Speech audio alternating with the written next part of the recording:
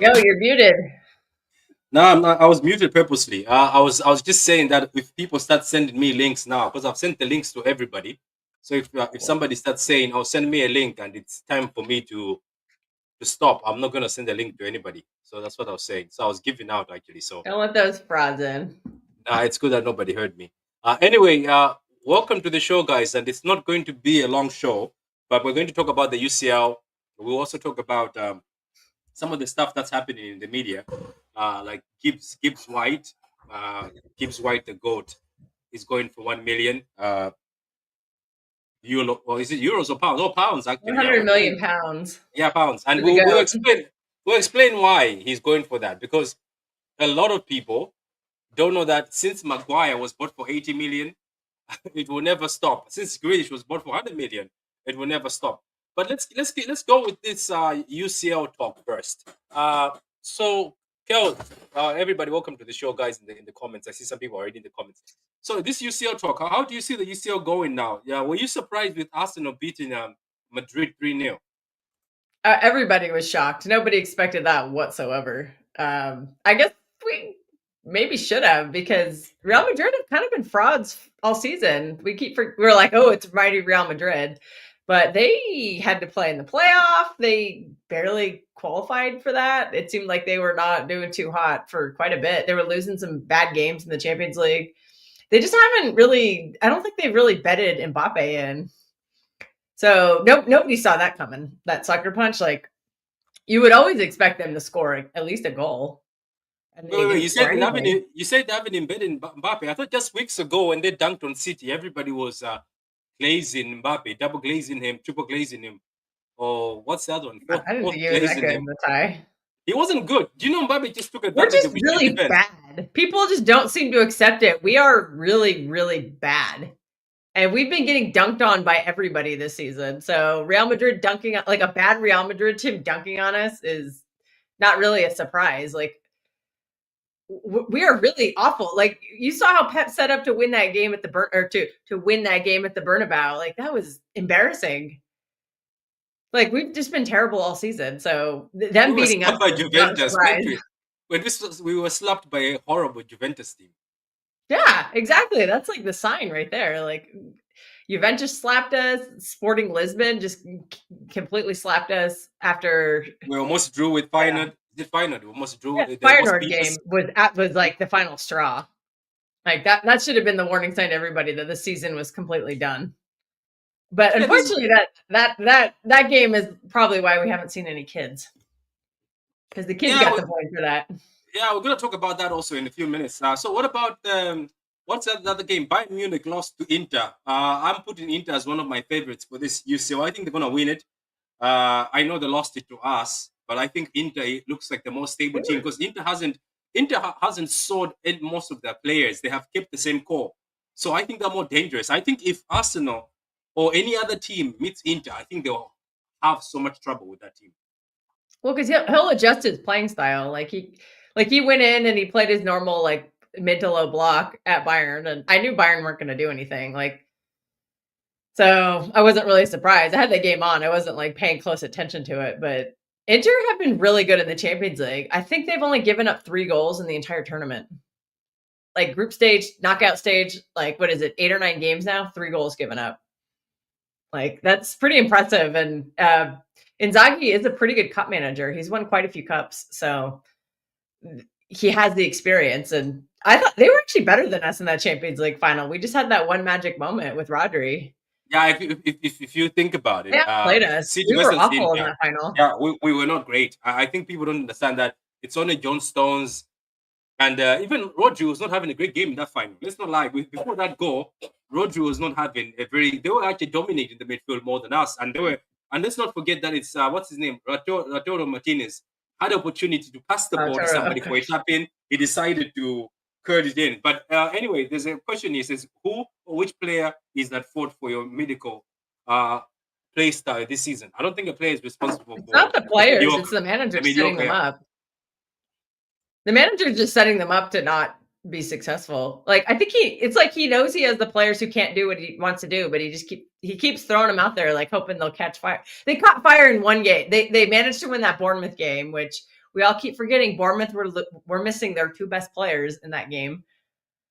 Houston and Kirkes, they were both out. So yeah, the Grandpas were able to win that game, but I don't blame any player because a lot of them are clearly past it. They're all you being call them asked to do grandpa? things they can't physically do.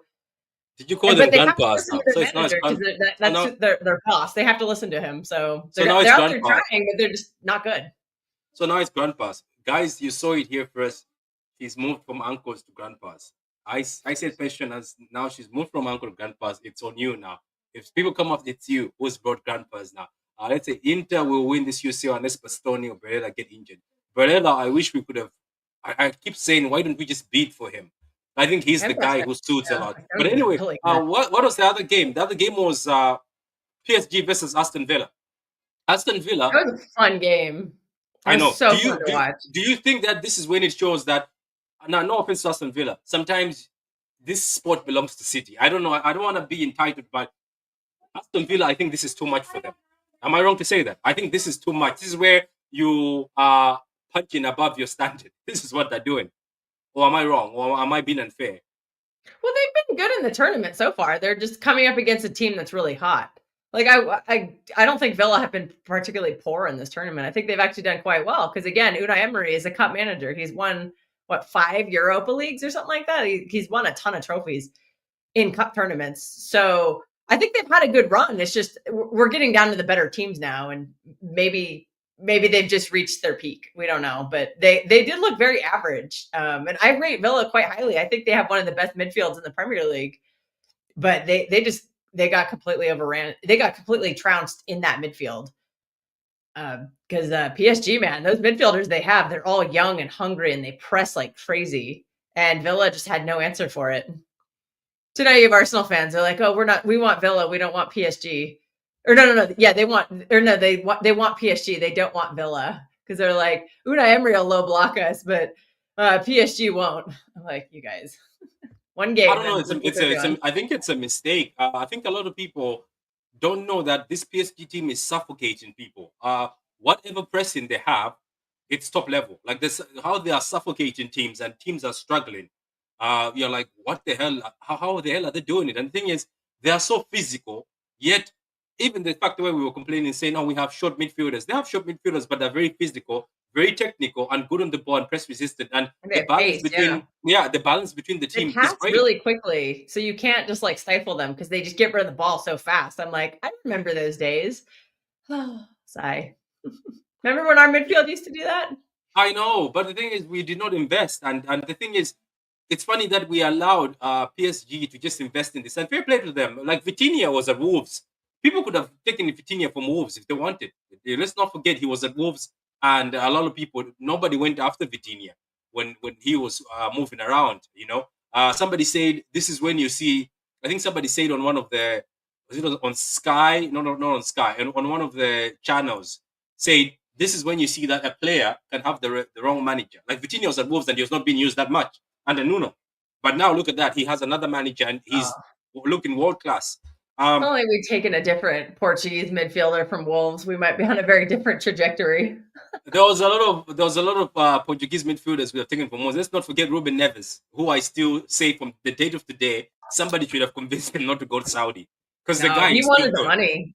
They I offered him like know. ridiculous money. Like he was not getting like 500K a week or whatever he's getting in Saudi from, and nobody in the Premier League's giving him that kind of money. It was literally like life changing money. So I know he went for the bag. it's very difficult. So Carl is here. Carl, are you here with us? Yeah, I'm here. Hi. Yeah, so we have spoken about the Arsenal game, which it's quite funny that Arsenal beat Madrid with Moreno, who is CDM or CM, playing as a striker. Then they had Lewis, what's his name? What's the other? Louis Kelly. Kelly, who is just 18 years old. Apparently, Yeah. kids cannot play. Yeah. 18 years old. Yeah. Kids cannot Is he play. too Because kids young? are very young. Yeah, they are too young. But he played against Madrid and locked up the defense. And then they played without a striker and still beat Madrid. And then we spoke about it, but we were speaking about PSG, how dynamic they are. And I was just saying, no offense to Villa, I think they're in over their head. Am I lying to say that? Nah, they have no chance. I told you before, Kels. I mean, I told you there's no chance. Patrick, listen. Let me explain something to you, right? You have to understand what Luis Enrique is doing at Paris Saint-Germain. It's beautiful. You have to understand his legacy and his background. Right? He won a treble with Barcelona, with Messi, Neymar, and Suarez. He played some of the best football that we've seen in the modern era with Pep. He's on a mission. Spain manager, played some good football. Unlucky in the World Cup, couldn't score because they didn't have Lamine Yamal and Nico Williams. If he had those two, they win the World Cup. Let's be clear. What he's creating at Paris Saint-Germain is phenomenal. They go to Anfield on a European night. Let's be clear. Round of 16, Anfield, with Liverpool winning 1-0 away at Paris. They go to Anfield, the same Anfield that we're scared shitless about, that we pull our pants when we go there, fans and players and manager, and they bossed it. Not only They did completely silenced Anfield too. All you could hear was their ultras singing in French. You didn't hear any Liverpool chants. Bossed the game. What did you say? Wait, Kels, what did you say? Who was singing in French? The PSG ultras and that Anfield game. That's all you could hear on TV in America was I thought you were PSG ultras. You heard nothing. The Scousers were completely dead silent. But I thought you were truants. Yeah, go ahead, Kyle. But I want to emphasize this point, and I want to emphasize it again, right? They go to Liverpool Anfield in 120 minutes and win 1-0. I want that to sink in, right? 120 minutes at Anfield with Liverpool winning 1-0, they win 1-0 and go to penalties and they go through. That's character. That's courage. That's fearlessness. That's a team that has balance and rhythm with the right players in the right position, knowing what they do, trusting the process, playing without fear. Right? That reminded me of what we used to do. Not anymore.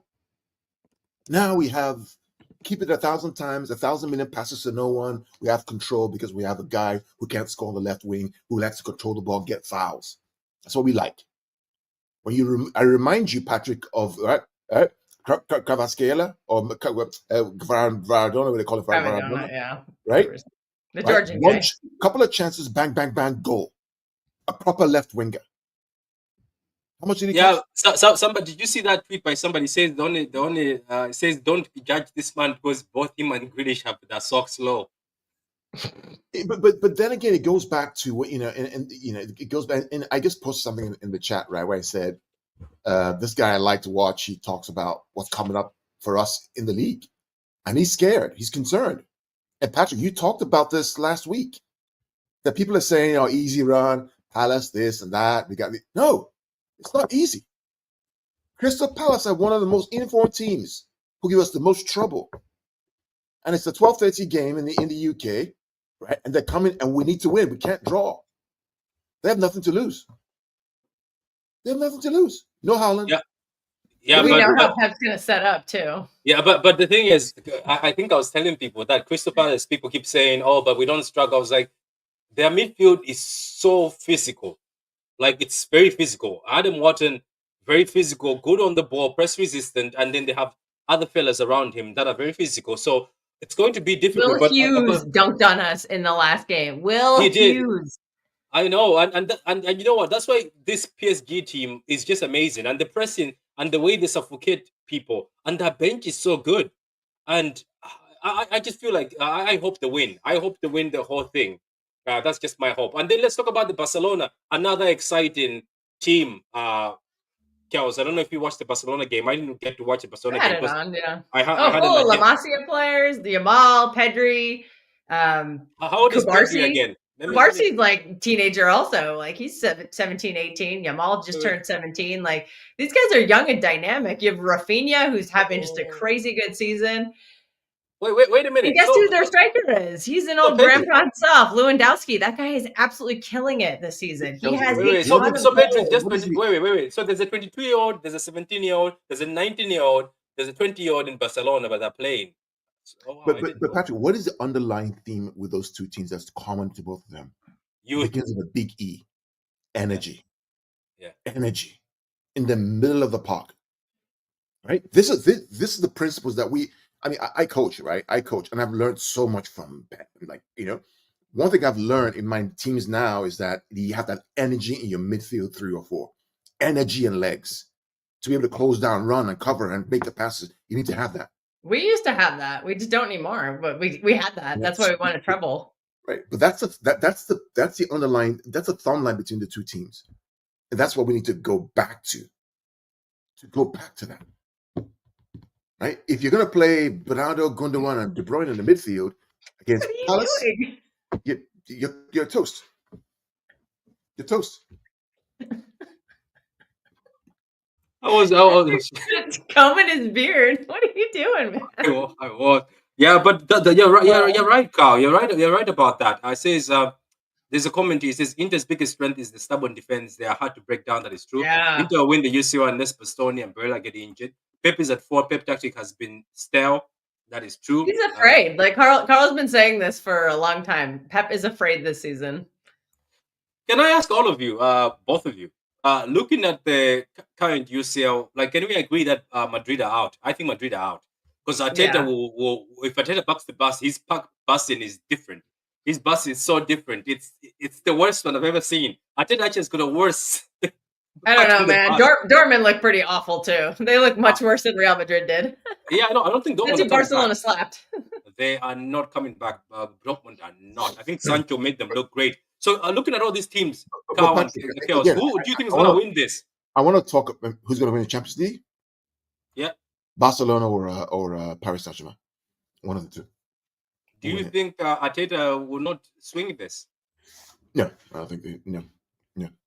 Well, all the Arsenal people say that they say they struggle against a low block, and the only team that's likely to low block would be Inter Milan. That's all. That's just compensating. Yeah, but I think they'll suffer against Barcelona. Barcelona comes at you over and over. Like they're dying for that. They're like, let's have a rematch of Barcelona Arsenal in the UCL final. No, I mean the truth. Like, careful what you wish for.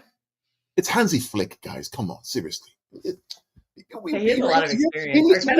English fans love this nonsense sentiment. Oh, play a low block. We're better against a low block. You play Arteta versus Hansi Flick, right? Lamine Yamal, Lamine Yamal, Lewandowski. Oh, you're a timber. My skill is going to shut down Rafinha. But Kels, you're trying to play the Barcelona way, right? From Barcelona. I'm just clowning right here. I'm not even bothering myself. The shit I was listening to yesterday. The absolute Paris I was listening to was ridiculous. Yeah. But listen, it's.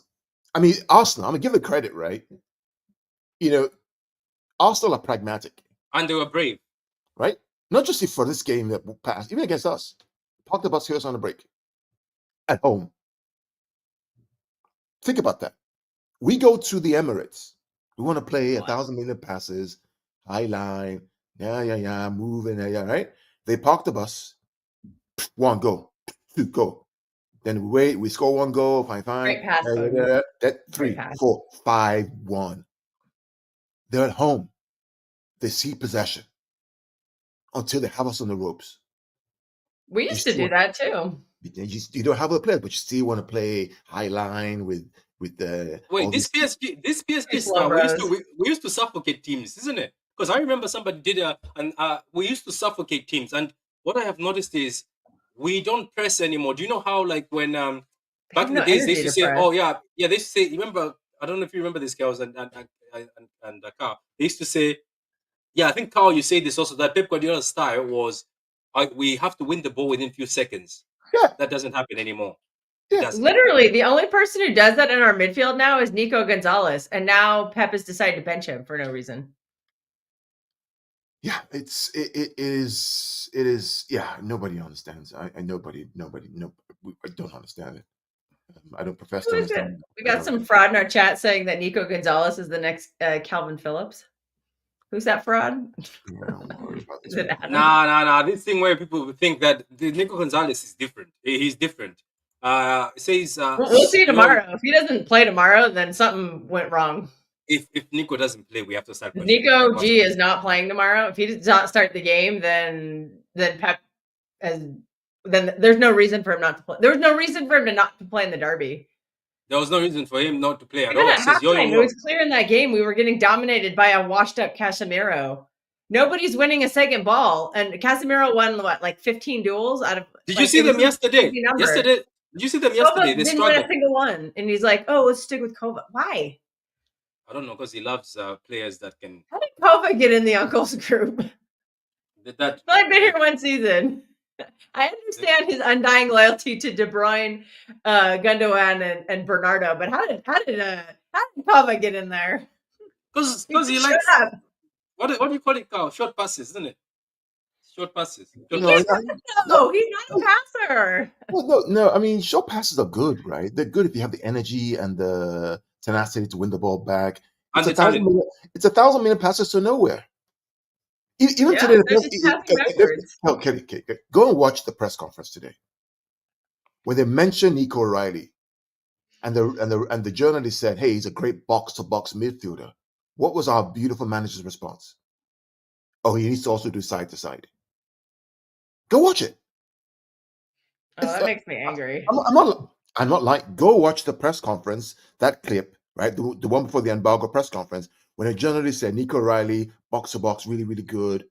Instead of saying, yeah, he's a great kid, he's going to improve, a few things to work on, he says, yeah, but he needs to go side to side too. Side to side. Is that what he said? That he needs to go side to side? Patrick, go and watch it.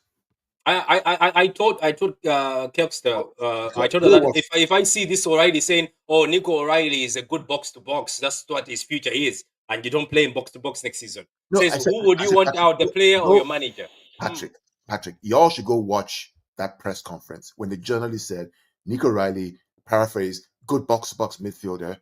The response was, "Yeah, he needs to also go side to side." Is that? Side to side. Discouraged. Yeah, well, like I said, we'll judge that next season. And if he continues this next season, I think we're all going to change our tune on him. Are the goals on the side or the goals forward? Yeah, if he's playing side to side next season with Rodri and new players, then I think we're all going to start changing our attitude towards him. I don't know. He made the mess. I'm going to give him a chance to clean it up, and if he can't clean it up, then I'm going to start changing my opinion. Because I'm just asking questions. That's all. I'm seeking to understand. And I know some of my local friends would think that I'm just asking questions. If I don't ask a question, how can I understand? Right? How do I understand? If I can't ask a question, it's xenophobia. No, just kidding. How if I don't ask a question, how do I understand? Is it bad to ask questions? Or you can't question? You can't question. You can ask a question. And I trust your questions because you're actually like a coach and you know what you're talking about. I'm trying to understand. I'm an idiot. I get the short passes thing. I mean, even with my kids, now we're taking things like, for example, I want you to be 15 yards apart, right? Nice combination play, but you play to find the space to go forward. And when you're not finding a third, I want you to attack like a lion and attack like a shark and defend like lions. That's what I tell my kids, right? Defend like lions, attack like sharks, but short combinations to create the overload, switch the point of attack, either centrally or in the wide area. That's it. Well, that's not happening. I haven't seen any overloads in a long time. I haven't seen even little triangles. We don't do that anymore either. It's gone. It's gone. Things that I'm learning from these players can't do it. Well, but he keeps playing them. That's what's so frustrating about this whole thing is he keeps playing the guys who can't do it. And it's just like, why can't we watch some young kids fail at it? Like, we're already seeing the old guard fail. Can I see some young kids fail? Because maybe they won't. Maybe they won't. To your point, I'm trying to learn lessons. So for those I'm asking questions I want to learn. We talk about inverted fullbacks. My kids are doing that now. What my trigger is, right? My trigger is, okay, if the ball is on the left-hand side, I want the right back to tuck inside. Because I know a kid's not going to switch it 50 yards. They're not there yet. They don't have the quality. So more than likely, the ball's going to come to the middle, right? And if they decide to switch it by short passes to the other side, I want the left back to invert. Learn from my beautiful manager. I'm trying to understand so that. Well, do you know what's funny? You learned from him, but he's moved backwards. Somebody said in was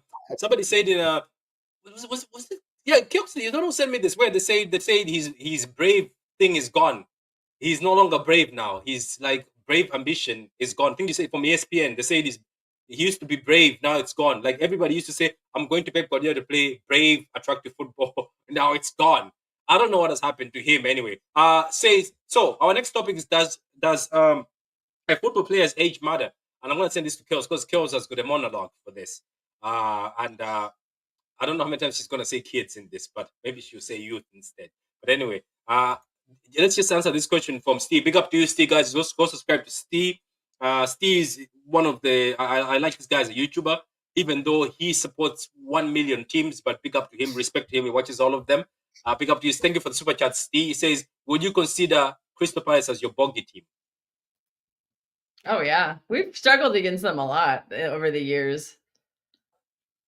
Like, do you know when I hated them, Carl? Do you know, Carl, remember, you know when I hated Crystal Palace? It's the time they took away 6 points away from us. Remember, Carl? And they never played good. I don't know, Carl, if you remember. They played rubbish both sides, both times. And the same thing as Carl is, all they did is wait for us. Roy Hodgson was smart, Carl. Remember what he did? He did what exactly you said, that sometimes we overplayed the ball. Crystal Palace just sat back and just waited for us. And just, like the Forest game, just beat us twice like that without playing good football. A lot of like bad results against them. Like what what was it, 21-22? Like we needed a win. Like we really needed a win, and it was like a 2-2 draw or something, or it was a 0-0. Like, you know, that was the Gundogan where we won it on the last day because of Gundogan. It's like, but yeah, it was one of those games. It was really late in the season, and they just always like stifle us, no matter what, no matter who we have on the team, no matter who they have, we always seem to struggle against them. I think it's Spurs, though. I think it's not Christopher. I think it's Spurs.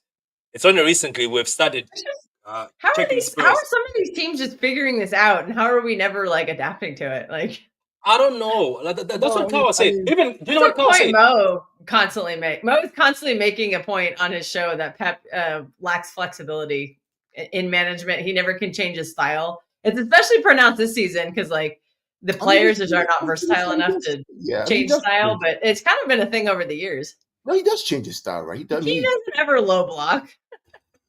Yeah, I mean, you need the low block in a game to secure something. Oh yeah, what you said, Carl once said it one time in the UCL. Say there was moments in the UCL where we used to win and there was no need to play. Remember how you told me I got Madrid? Remember Madrid?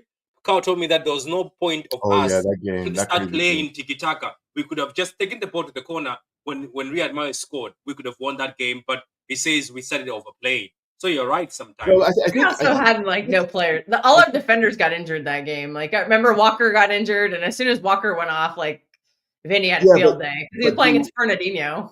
Right, but we were a goal up or 2 goals up, right, on aggregate, right? Yeah. Right. And so I think the issue was that his idea of putting the ball in the fridge is playing possession football a little higher up the pitch versus 5-4-1, keep it tight, no chances in the middle, force them out wide, low block, kick the ball out, waste time. 2 different things, right? Madrid can do both. They can do both, you know, possession based. Yeah, they did it to us. Remember last year they did it to us. They like the first game at the Etihad or at the Bernabeu was like a crazy 3-3, and then they just came up and parked shop at the Etihad, and we couldn't overcome it, and we didn't adapt, and we gave up goals. We gave up, what was it, Rodrigo again? That guy fucking hates us. Every time. He does, isn't it? Have you noticed that he hates us? But then he goes and has a stinker against a teenager the other day. Like, that's embarrassing, bro. That's embarrassing. Okay, so now let's come to this. Guys, don't forget to like, and we are only 100 away from 4K. Carl prophesied that we'll get to 4K before June last time, I think, so it's happening. But I wanted to ask this. I thought you're going for 1 million. Yeah, the million will happen. Trust me, it will happen. Just one day you wake up and 1 million. Kels, we are as City fans, this has been the biggest argument throughout this year. Because some people say the kids are not ready. You can't play kids. It's Man City. The kids are there for business. And you and me were talking about Jacob Wright, saying he was the only DM that was being played. Why can we not play a DM in Jacob Wright? And every time, at the time when Jacob Wright came against Spurs, he looks better than all the other guys. So let me ask this question: does the football player's age matter? No, it's how good you are and how mature you are. Because plenty of other teams are doing this. Like we kept talking about Barcelona. They've got a 20-year-old, a 22-year-old, a 21-year-old, an 18-year-old or whatever, 17-year-old Lamal. Like they have all these like young players. And PSG, their midfield, like their oldest midfielder is like 25. they spent the money on a 19-year-old Jan Neves, and look at how well he's doing. He looks incredible. We look like we missed out on him badly. Then even Arsenal, they're playing 2 teenagers. They're playing Miles Lewis-Skelly and Enwari.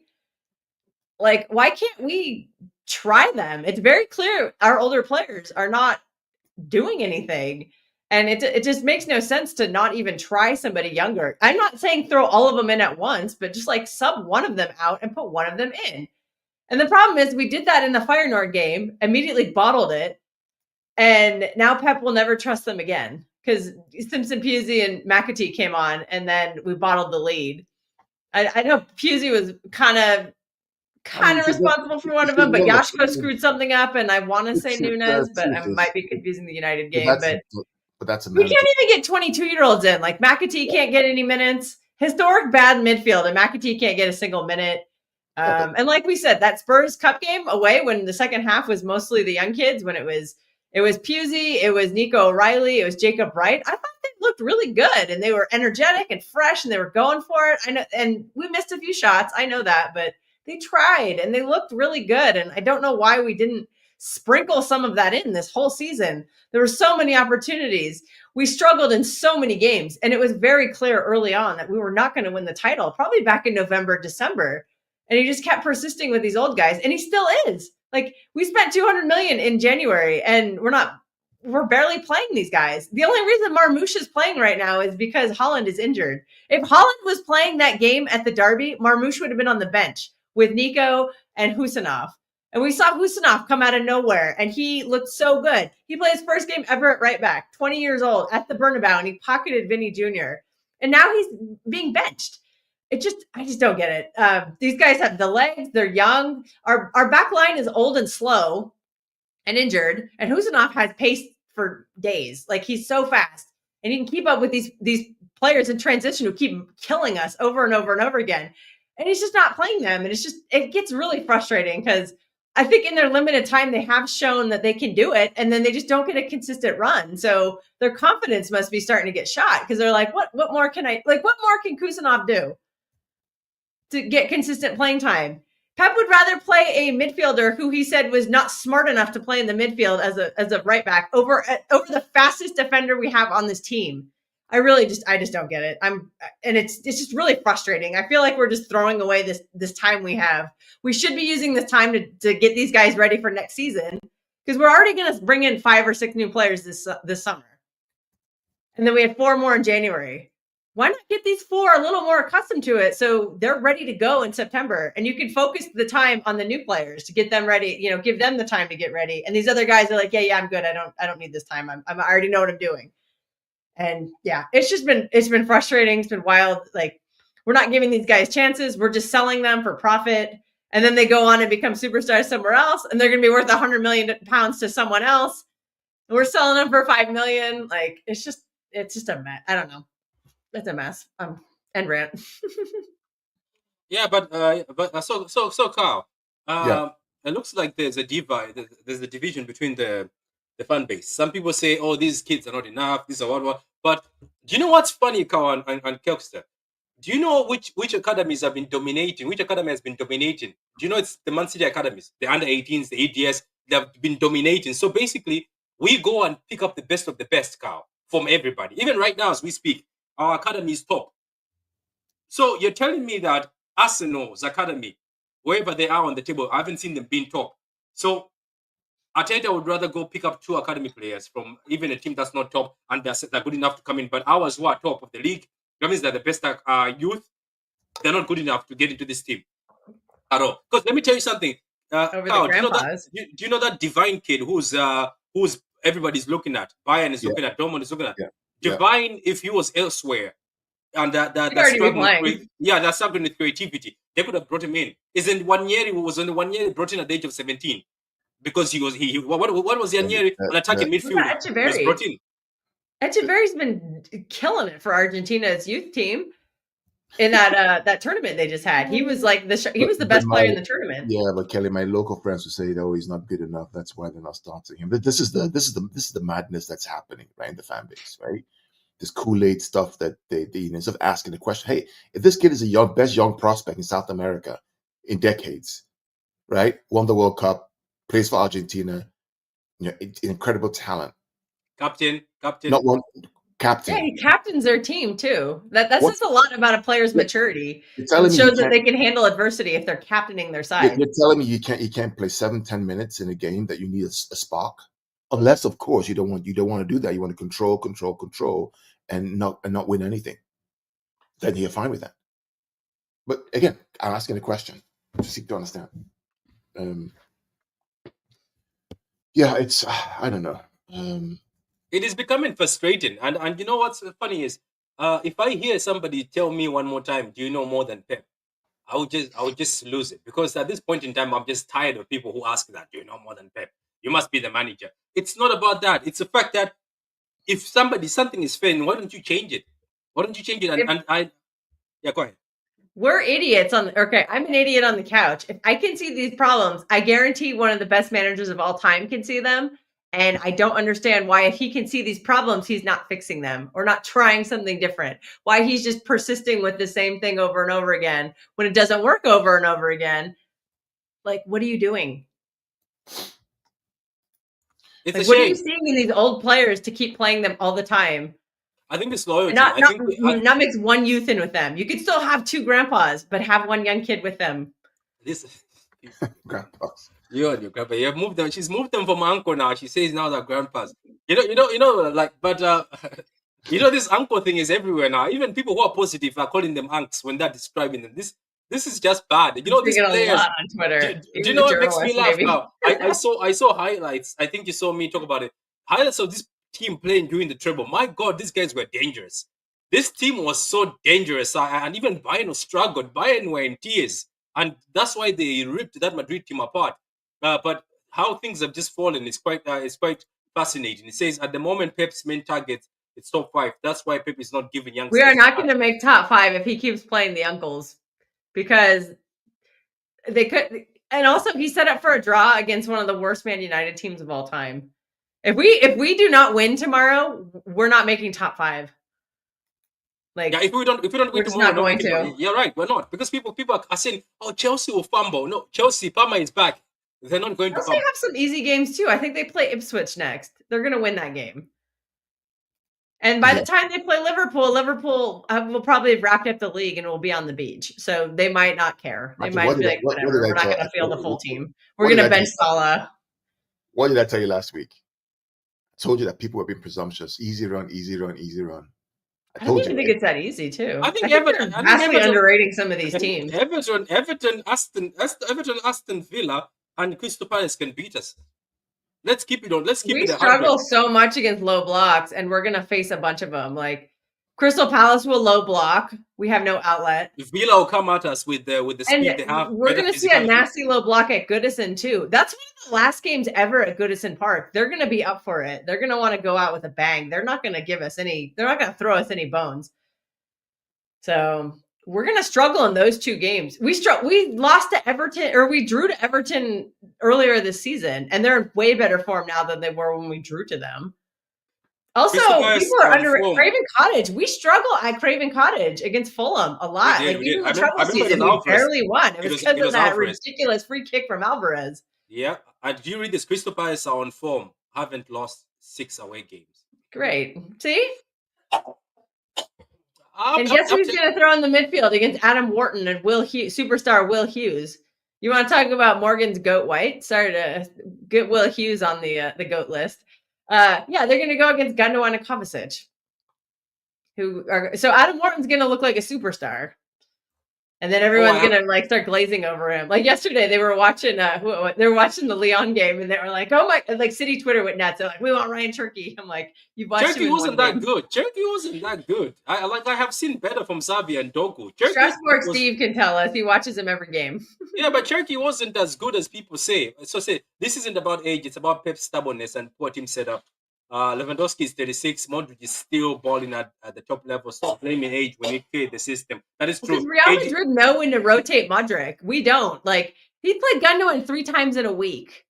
And Modric doesn't play every game. Like, and he comes off the bench quite a bit too. Like, he keeps him fresh. we are not keeping any of these guys fresh, and that's why they're all struggling. Like Gundogan should not. Like we saw how terrible he was when he had to play the 6 when Kava was injured, and he looks so gassed. He doesn't have the legs anymore. But Pep keeps starting him every game. It's like he doesn't have the legs. You have to realize that, and you have to rotate him. I know it's sacrificing control, but it's not fair to Gundogan either because he's out there getting embarrassed like really badly, and it's just not fair to him. He doesn't have it. He doesn't have the capacity anymore physically to go 3 times a week. Did you watch his interview with that lady? Yeah. Talking Richard, what he said. Kels said he was when they asked him about he was hinting at the manager. Well, when he should have shouted out loud, and maybe Pep would have benched him then. The part that was because if you challenge the manager, you get benched. That's the rumor about Nico Gonzalez. Is they're saying that Nico got mad at Pep when he subbed him in the Spurs game, and ever since then, like Pep doesn't trust him or something. That's the rumor. That's the rumor going around. I mean, who knows? But it won't surprise me. It won't surprise me. Yeah, the Gundogan thing. The key when they asked him, "Hey, what's different from when you left and when you come?" He says, "Oh, the energy, the quality is there." He's telling you that, "Hey, bro, I can't keep up with these guys." That's what he's telling you indirectly. Do you remember what he said though? He says sometimes in games, wink, wink, we are focusing on positioning too much instead of just adapting to the game. I was like, I know what you're talking about. I was like, Gundogan's going to make a good manager someday. Yeah. Also, we talk about confidence with the younger players, like, oh, we can't play them a lot because if they make a mistake, it's going to rattle their confidence. Like, what about the confidence for these guys that you're going out and throwing out there who are just getting embarrassed every week because they're too old and not capable of doing what you're asking them to do? Like, they're going to lose their confidence also. Just because they're a little older, a little more mature, doesn't mean that they've just automatically lost that issue. Like, they're not going to trust themselves either. Okay, big up Prime. So Prime, we just have like about a few minutes before we close up. But Prime, I'm gonna let you speak from an outsider because we've spoken from inside. Do you think, number one, as City fans, we're entitled and we're just complaining that Pep Guardiola is not able to adapt this season, and the fact that there's youth on the bench, he can play, but he's only playing them when the bigger players who are slowing down get injured. Another guy who's a nice box to box is Nick O'Reilly, who Chelsea wanted, and obviously the reason why Chelsea didn't buy him is because we're trying to get a buyback from you guys, and you guys were like, piss off, we've got youth too. But what do you think from outside? What have you seen from City, from somebody outside? Because we keep saying play the kids, and there's other City fans, half of the City fan base saying we can't play kids because kids are not going to help us. But we're like, if you play a mixture of the kids and the older players, you bring a bit of youth.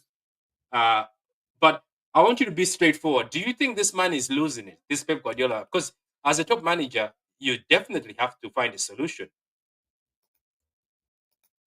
Yes. First of all, hello, everyone. Pep. Wow. That tells you all you need to know right there. Pep is one of the greatest of all time, but the guy's, at least in my opinion, he's never been an elite tactician. Like when it comes to that's like team, that's bullshit. Sorry, okay. bro. That's bullshit. Sorry. We can argue about things, but in terms of tactician, this guy won trebles. This guy changed the game. The issue is not tactician. The issue is the fact that something happened with him in the season. That the tactician thing is just not right, bro. I apologize for interrupting, but that's just not. Yeah, come on. Even I've learned tactics from this guy in my own little kiddies that I run around with U16. So that's not. That one's off the table. Tactician, the guy did. There are other issues around too much control and the need to control every single aspect. That may be the issue, but tactician, I don't know, bro. But carry on. Sorry. Okay, carry on. Let me see where you are landing, because I think let's see which airport you're landing. Go ahead. As I was saying before I was interrupted, Pep is not an elite tactician. I didn't say he's not a tactician.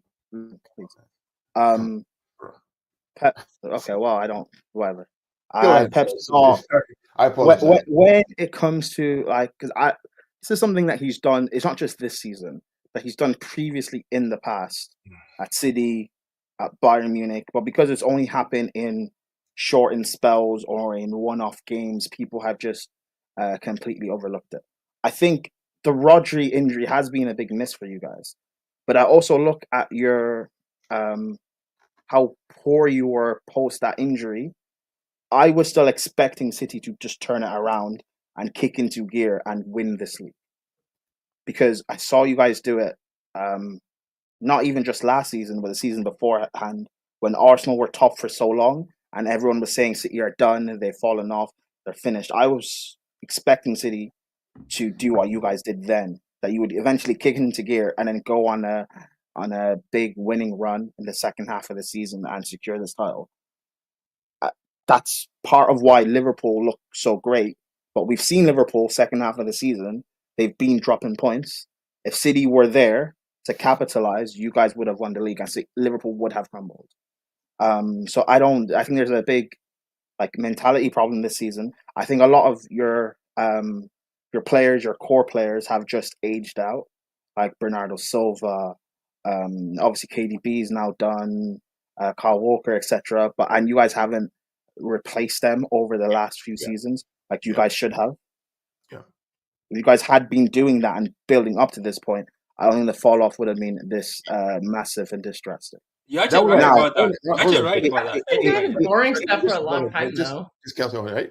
That one I agree with you 100%. So this is how I am, right? I agree with you 100% on those facts that you mentioned. That when it was time, when they won the treble, and it was time for them to consider rebuilding when you're strong, they dropped the ball. And he said he didn't want anyone. He himself said it, and that is 80% of the issue. I think even before your treble season.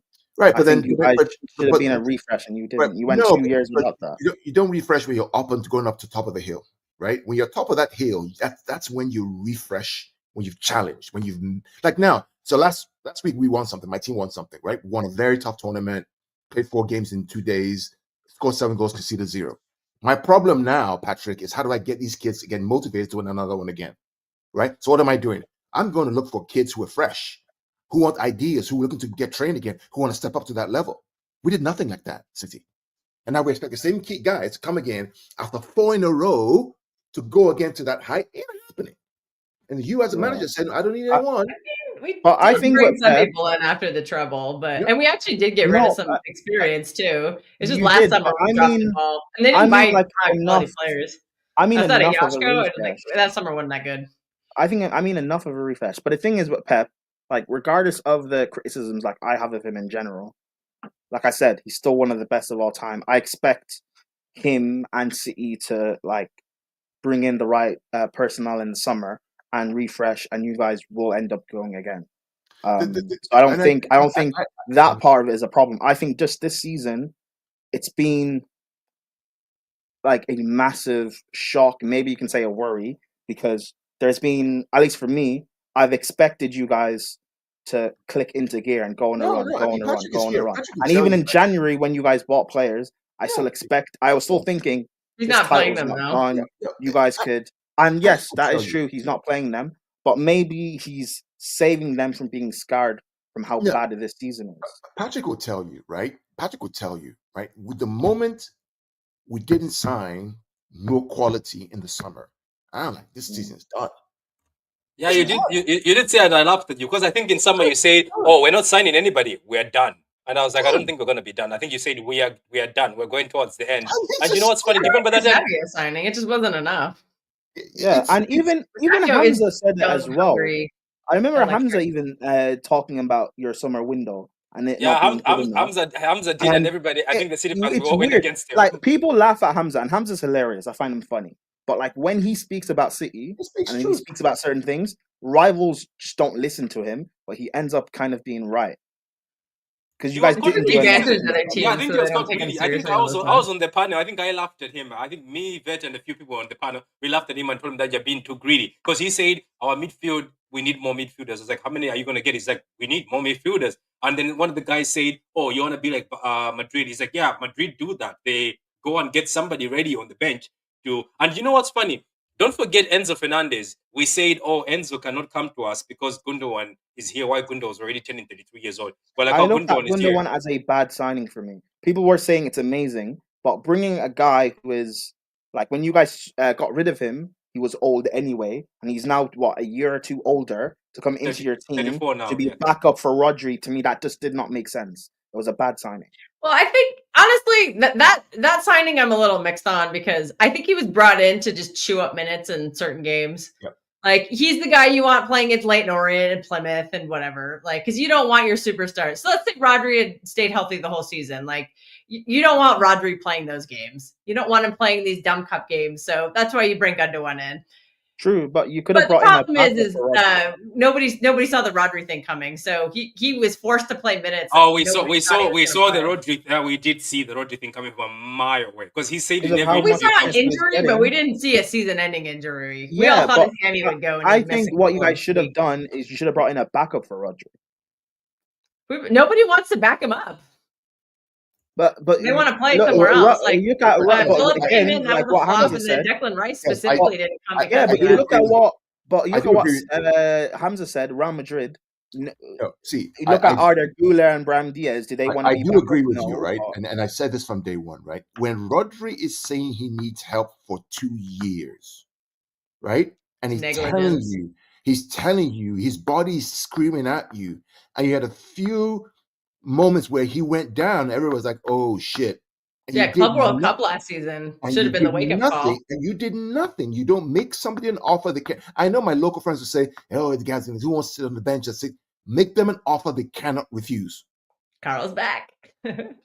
Right? Make them an offer that they cannot refuse. That's my favorite line from Carl of all time. I remember before Haaland came to 6 months before anybody talked about him. Right? And some local friends would talk about, no, you weren't there.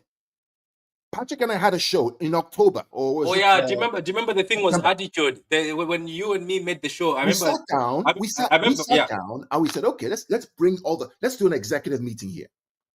An executive board meeting. Let's sit down and let's make a case to Erling Haaland that he cannot refuse. Yeah, but you also we broke it down, including Kelly's salary. Yeah, but Carl, you low-key knew he was coming for everybody. Right? So. No, I did the math. Yeah. And we said, here's what you tell the father, here's what you tell the guy, hit everything down there. The salary, Kelly, was probably almost close. Make a sub for Rodri an offer he cannot refuse, or she cannot refuse. Right? Gee, wow. Yeah, I'm not.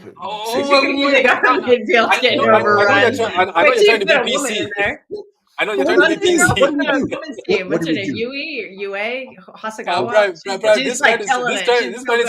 This man is trying to be PC, but you can't be PC because you're talking about men's. I would not recommend any women play in the Premier League. But what did we do? Right? Be destroyed. We go to Arsenal comes to Etihad, bang, ACL, done. Oh shit! What are we gonna do now? We panic. What are we gonna do now? Well, we bought Nico Gonzalez, but for some odd reason we're not playing him there anymore. Right? Hear me out. We scramble. January is here, right? Instead of saying, hey, we know who we want, January the 1st, because we know we got Champions League games against PSG and all these guys, and that position is so critical that even 1 point or 3 points makes the difference in your qualification for the next round. We dick around for 3 weeks, and we get the guy after the PSG game. Yeah, they should have been on the phone the day that Rodri had his surgery. And we're out. I don't know why they weren't. I don't know what the deal was. Was Pep saying no to that? I don't know. Again, I seriously think. Do you remember what they said? Because he kept on saying, "Let's see how we do." Because that's true. 1-13 wasn't a wake-up call. It took Arsenal beating us 5-1. Remember when I predicted this, Carl? I said Arsenal's beaten us 5-1.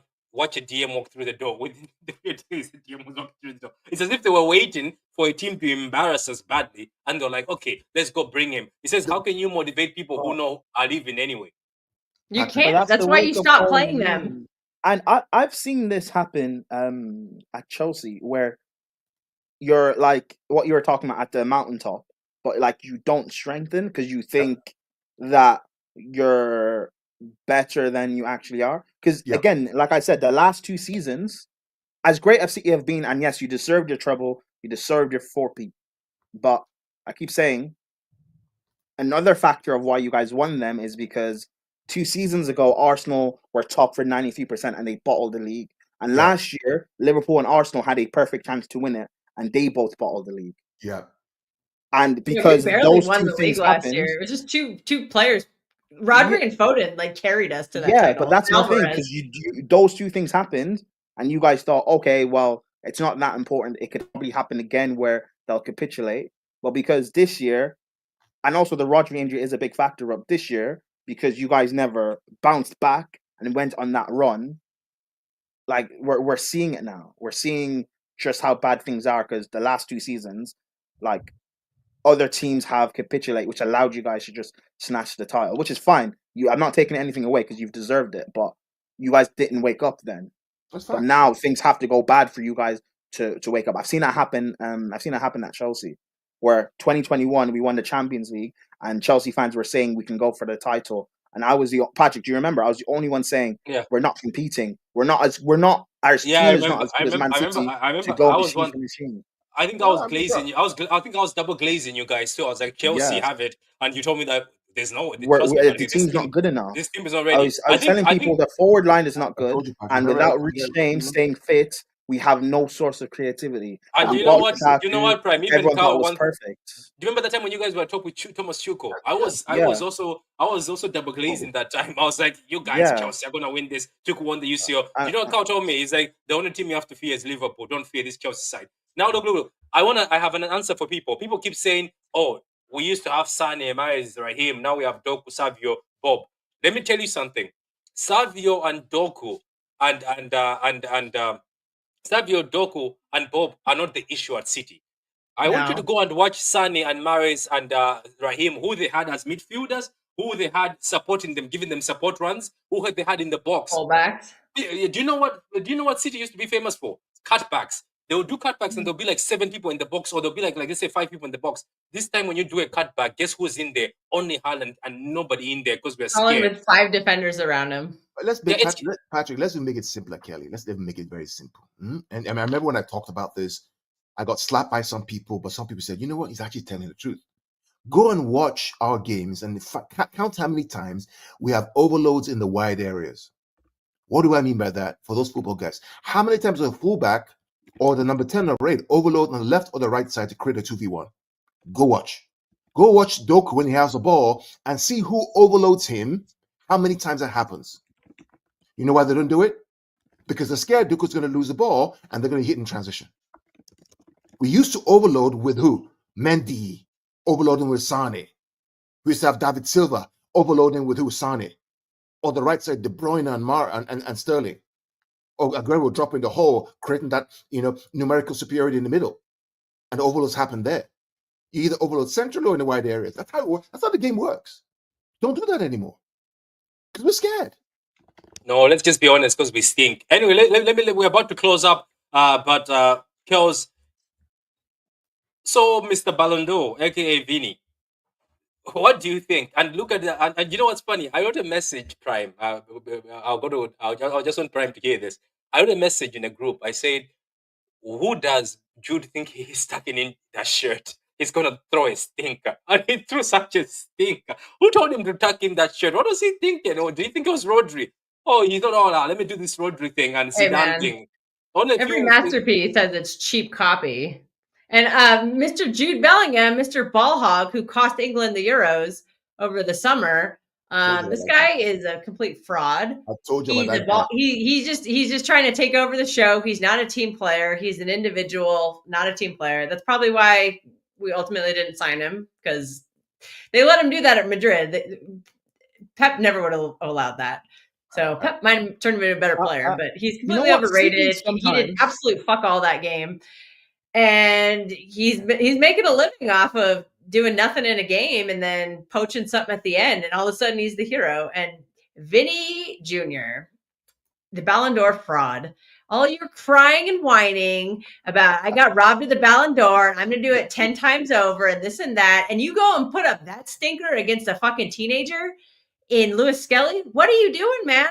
Awful. Like, the reason he didn't go to the Ballon d'Or award is because he knew he didn't deserve it. You didn't get robbed. He's been absolute trash. I think he scored like 7 goals since Rodri dunked on him. And he's sitting there crying and whining. And then UEFA decided to sympathy give him the man of the match at the Etihad when he did absolutely nothing in that game. It should have been someone else. It should have been Mbappe or Valverde. Someone else for sure. Even Jude. Fine. Jude was good in that game. I'll give him credit for one game. But those two frauds, absolutely terrible, completely overrated by their own fan base. English hype on Jude Bellingham. That guy is he's not that great. And yeah, they got slapped. They got what they deserved. And someone at Mo's comments says that I'm a Real Madrid fan. I'm here to tell you, I hate that satanic organization. And watching them get slapped around like that just brought joy to my face. I agree with everything you said about Bellingham and Vinny. I don't hate Real Madrid though. They're like, it's heritage. I don't hate Real Madrid. You can't look hate up Real their Madrid. history. You might not feel so. I know about their history, about but like I don't hate Real Madrid. I'm a hater. To me, the player haters ball. You know what's interesting? City over like at least since Pep's been there. There's a few transfers that you guys tried to make that would have been duds that you've been saved by other clubs. You guys were in for what? Maguire, United bought him. You guys were in for Fred, I think. Fred, yeah. Bellingham. Pogba, Man United got Real Madrid got him. You guys were in for Declan Rice. To be fair, I think Rice would have been a good signing. However, like over 100 million stuff, I still don't necessarily. We were also in for Bruno Fernandes at the point in time. We're in for Bruno Fernandes. Ain't gonna change that. Yeah, you guys were in for Bruno.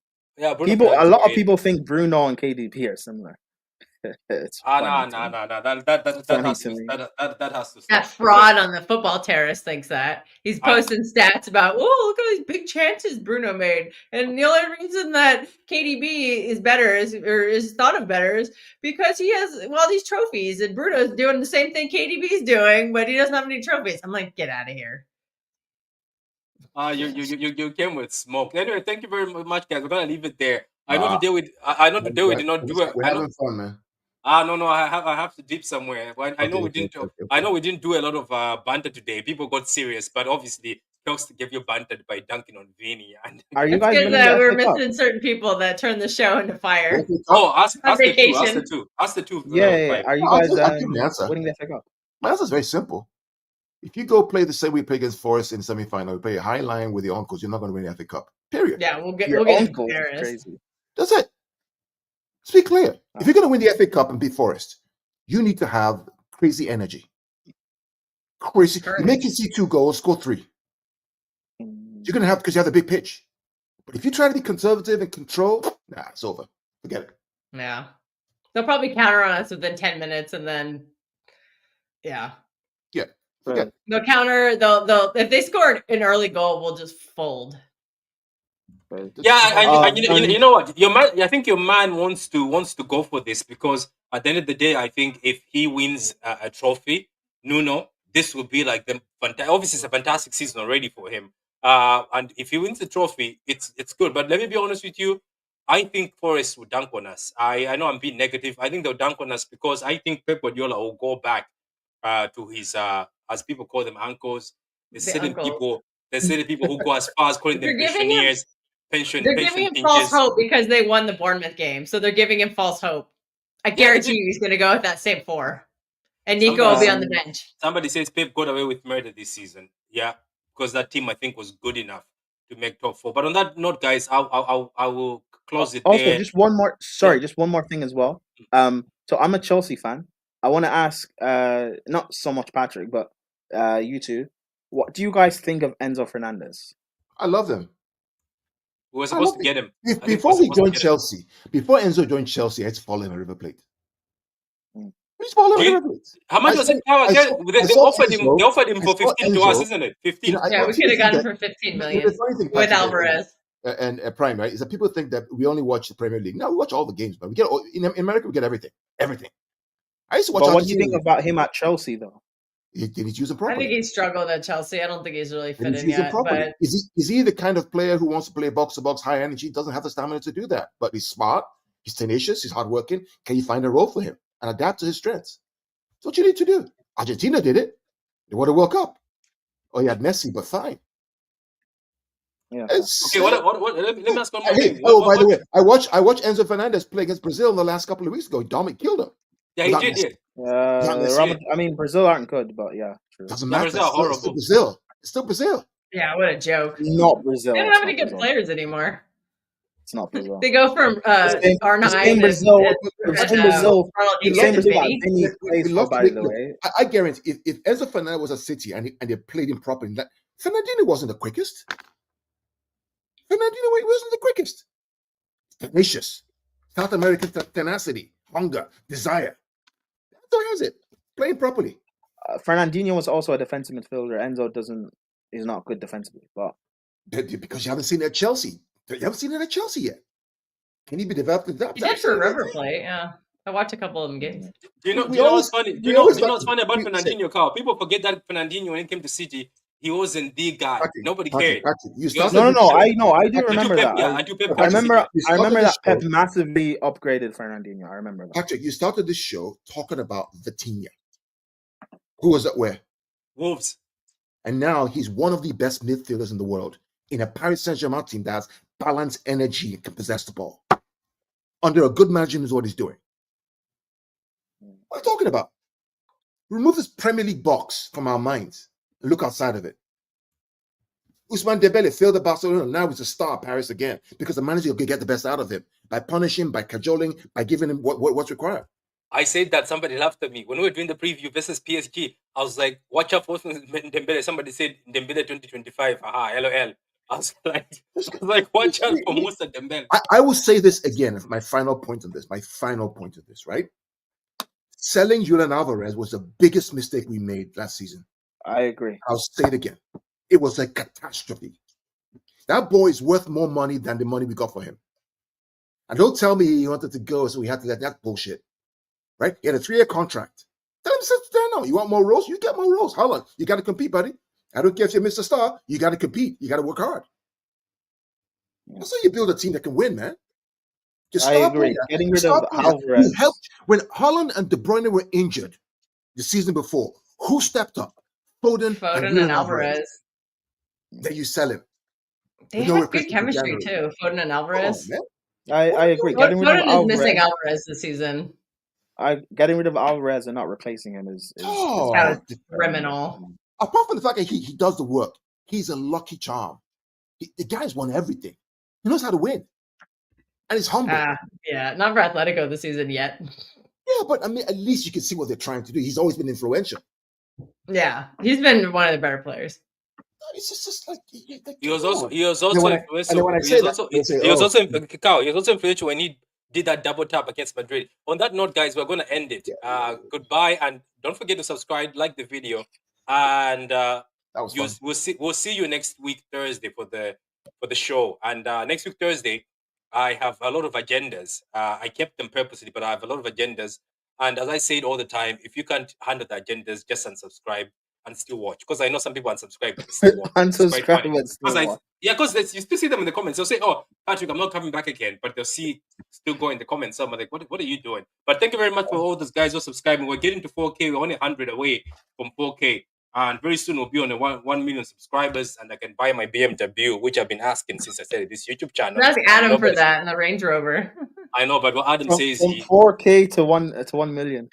Yeah, it can happen overnight. You know, all you have to do is act silly, and people make you. That's why. Wins tackles in front. Wonderful goal! It's a title winner. Perfect end to a perfect day. Manchester City 4, Manchester United 1. Oh, what a hedge! Oh, that's electrifying! Hat-trick hunting, trick getting. Still the appetite is there for more. Oh!